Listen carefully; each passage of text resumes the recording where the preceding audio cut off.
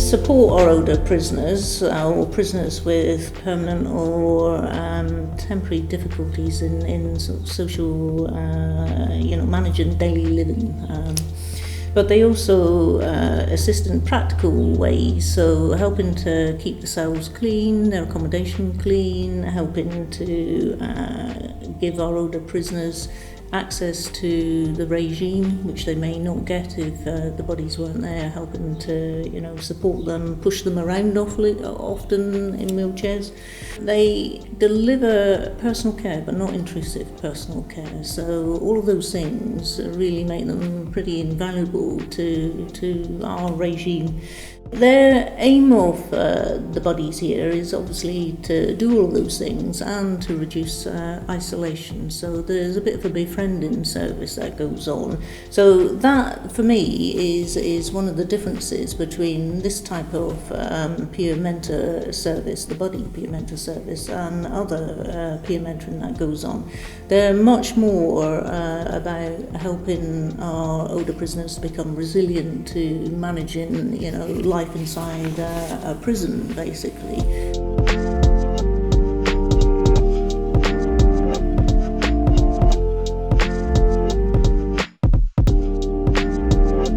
To have a RECOOP working across the group cluster of prisons that Dartmoor belongs to is really important, because as prisoners come in and out of the prisons in that group, to know that they've been trained at one level, which is a recognised high quality level, makes all the difference. It prevents us having to start again and waste precious resources. So I was pleased, that there was that group approach with Exeter Prison, Channings, Wood and with Dartmoor. But knowing RECOOP, knowing the staff, knowing the local authority trainers helps also, I think, maintain the quality and the professionalism. And it's tailored. It's tailored to the needs of Dartmoor, but equally it's tailored to the needs of Channings, Wood and Exeter, which I think is a real strength.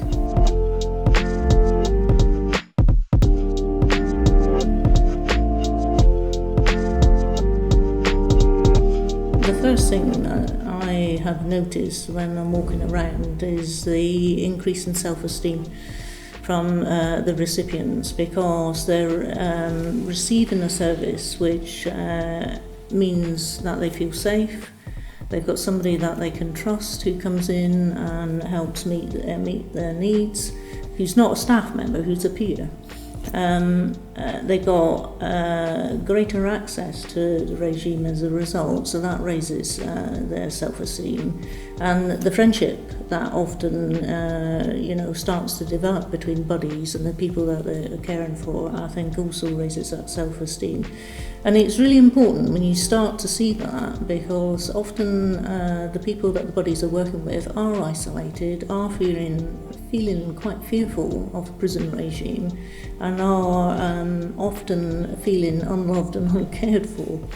And the buddies step in and start to build the self-esteem to a level where when I'm walking around, as I say, these prisoners are approaching me and able to raise what their needs are, to talk about the care that the bodies are offering them, and to feel quite free that they're able to do that. So often the older cohort prisoners don't want to complain as they see it, so they won't raise issues.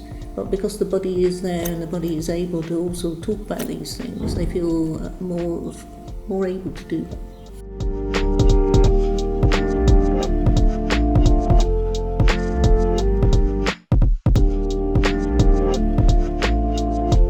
The bodies, I think, thinking about the actual service, have made a difference just by the work they're doing in terms of savings on cell equipment, mattresses, beddings, for example, because they're making sure that there's proper social care going on, and that Issues are picked up quickly.